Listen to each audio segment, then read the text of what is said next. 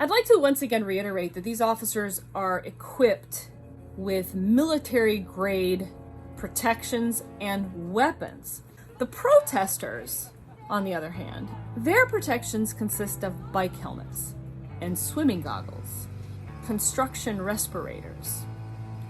They're using umbrellas as shields against these less lethal munitions. Recently, over the last couple of weeks, we've started seeing things like protesters bringing hockey sticks to knock away the tear canisters, leaf blowers to blow the gas away, and some of them have been bringing things like plywood signs, where it's used as a protest sign, but it's also used as a shield.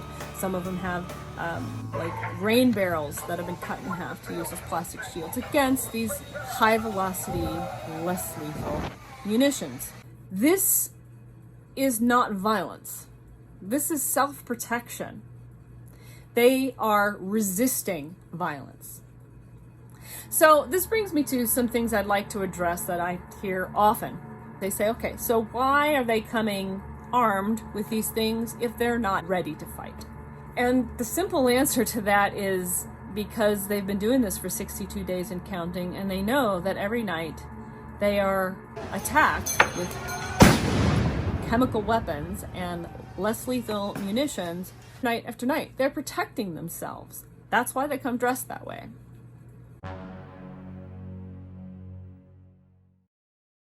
Another question I hear over and over again is, why don't the protesters leave? Why don't they go home? If they go home, the violence will end. Or why don't they protest someplace else? The problem with this question is that it's the same rhetoric used by abusers. The people at fault here are the officers. They are perpetrating the violence, period. The blame lies solely with them and those who are giving them orders.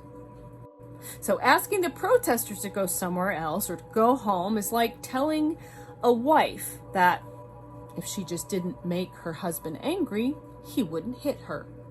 Or telling a woman, had she not gotten drunk, she wouldn't have been raped. It's that simple. This is the language of the abusers. This is the language of the oppressors. The real questions here should be, why are these officers perpetrating such drastic aggression and traumatizing violence onto unarmed, nonviolent protesters? Why aren't they being held accountable? Why are they covering up their names and badge numbers? Why are they kidnapping people off the streets and shoving them into unmarked vans? So the bottom line is that there is absolutely no reason or justification for this violence. Zero. It is their consistent behavior of brutality that brought us here to begin with.